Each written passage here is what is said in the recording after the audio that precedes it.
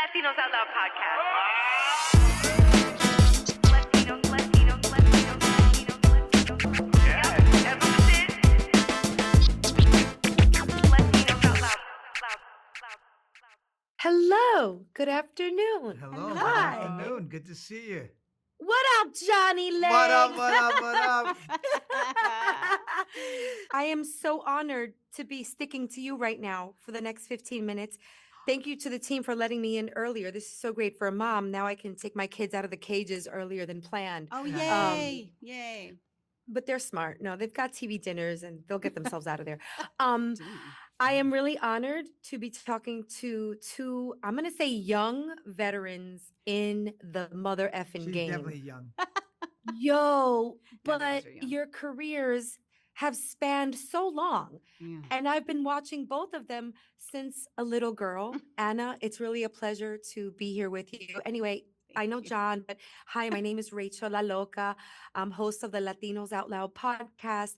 We are not just for Latinos. I'm the Latina. So like people listening don't have to be Latino, although they sometimes get confused. But this podcast is all about promoting projects and also talking about the journeys of these very successful people behind the projects like yourselves and how you guys got here. I know for the sake of this interview, we're going to talk about Smoke, which is so good. Oh my God. Good. Well, I just want to start off by saying congratulations on Smoke. Gosh, scary, fun, a little funny at times, like all the feels, and it comes out this week. How are you guys feeling? Speaking of feels, like you're in it right now. It's hot. I'm just feeling proud. I'm feeling, Yeah, and so it's been a sec, so it's like nice to feel proud of the job. You know, it's I'm proud of everyone. I'm proud of Dennis and John and the whole cast and our whole, you. like the crew did a phenomenal job. Everybody just showed up for work on this one. You know, everybody just really wanted it to be good, and I think we believed in the story. We believe in Dennis's writing. It's great to hear that other people enjoy it too. Like this has been like really, really lovely. I mean, nobody writes like Dennis Lehane. No one. I mean, he's a preeminent true crime novelist, thriller writer. I mean, when I read the script, it was a page turner. I couldn't stop. I wanted to know every little bit of it. Dive into the psychology of it, the way he studies a criminal mind. It's fascinating. And it's based on a true crime story that happened in the 90s. John Orr was, this loosely based, you know, who was the expert in America and in the world. Ended up that he was the one that was setting the fires himself and killed dozens of people and burned millions of dollars worth of property, and wouldn't have stopped if he hadn't been stopped because he was a sociopath. But still looked like a meek neighbor. He looked like such a meek human being. And also not a superhero. You know, like No.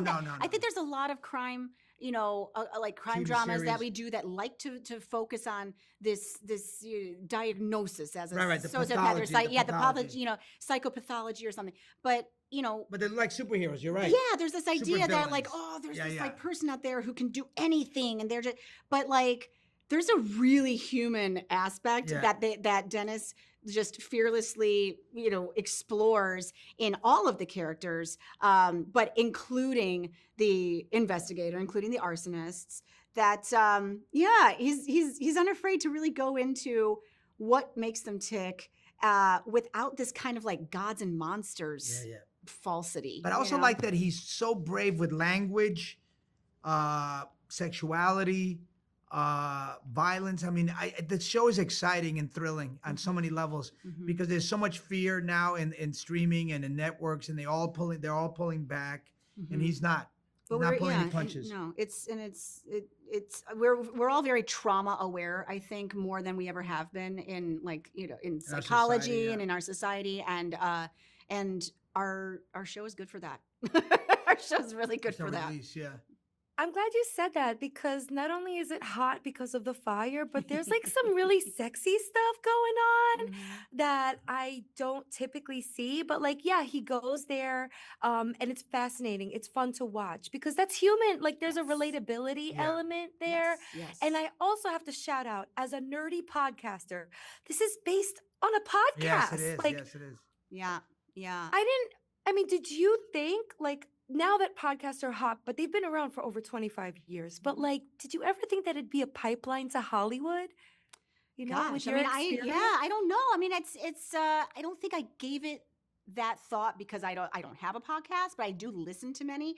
And so to me, I'm an audience, right? So to me, I go, oh, this is an interesting story in the same way that you read a story, in the same way that you watch a story, right? And so it makes complete sense to me that if it's good, if it examines the human condition, if there's some place for it to go, and if we can look at the characters behind it, it can make a good story, you know? Yeah, it's interesting to Speak- know that podcasts now are the most important sort of medium right now. I mean, that they're driving news, they're driving storytelling, they're driving views. I mean, they're Yeah. the biggest viewed podcasts are the bigger, and especially on YouTube.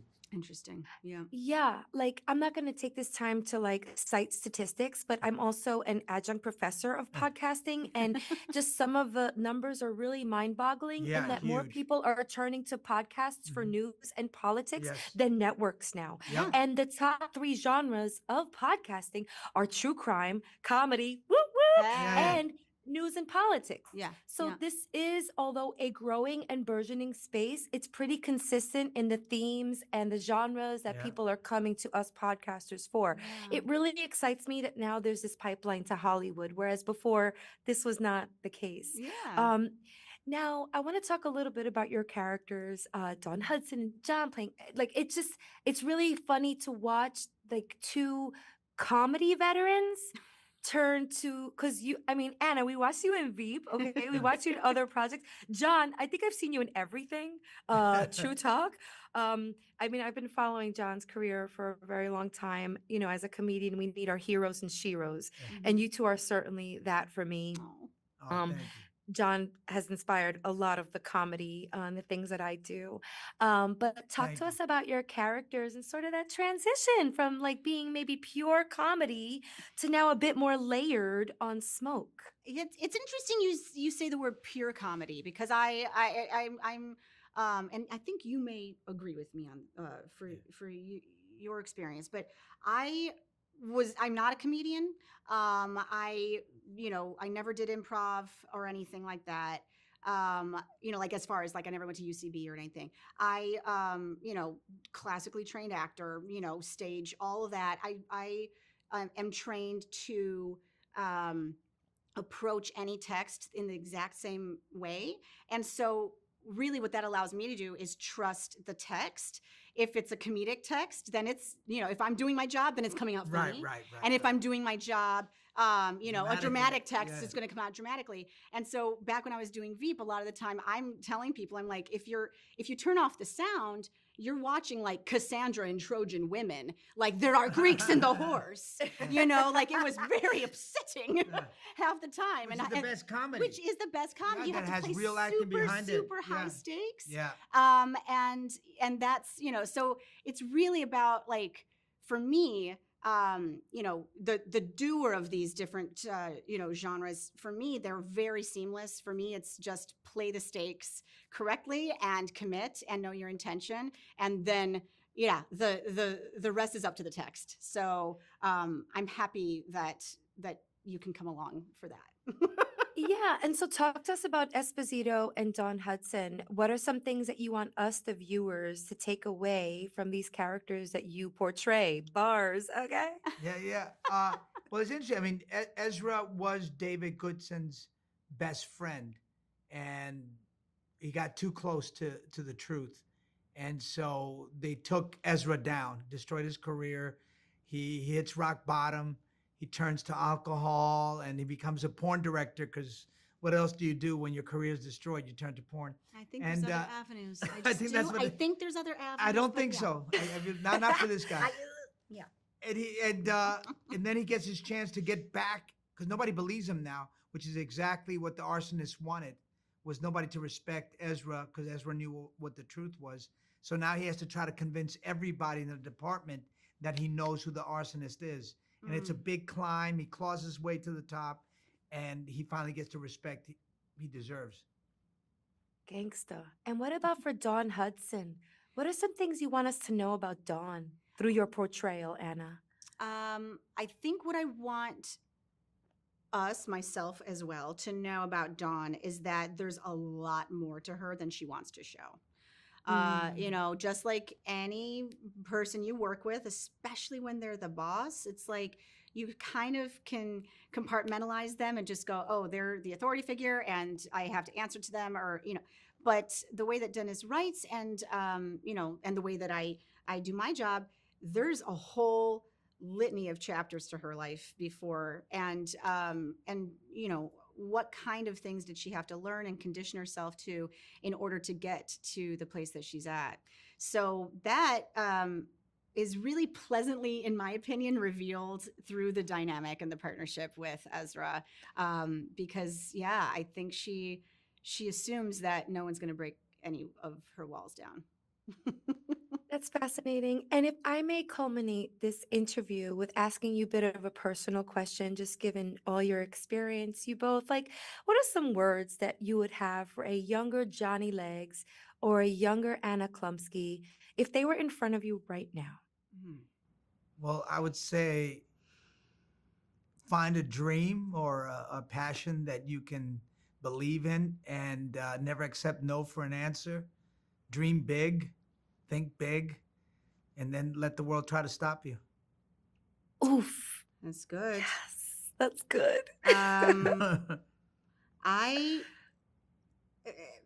It's trust the prep is something I say a lot, and maybe it's a little too in the weeds, but there's, in anything you do, there's a sense of self-doubt that can come and get you, and you have to set your own process, and then you have to trust that process. So if you're on that journey, then it's your job to trust it. I love those words. Congratulations on Smoke. Héroes, which are the Latinos Out Loud Hive. This show premieres on Friday, June 27th. New episodes weekly. I can't wait to get through more of these episodes. It's intense. And have your ACs running, not just because there's a heat wave in New York right now, but when the smoke, the heat emits from the screen. You guys are killing the game. Congratulations. Thank you. What a pleasure. Thank you for your time. And John, I need to reach out to you on a side note because I know you got some big things going. Big things going on in the big theater things world. going on and on to the break of dawn. You know what I'm saying? Are we gonna go hip hop right now? Because I will go get a cardboard box and we can do this right now. Boots. Boom, boom. Oh my God, that's your record skip. Wait, was he like this on set, Anna? What was John like on set? Was he rapping all day and throwing jokes? There was a day I was tired and he came up to me and he started playing the clave and I was really, really happy. He was all like,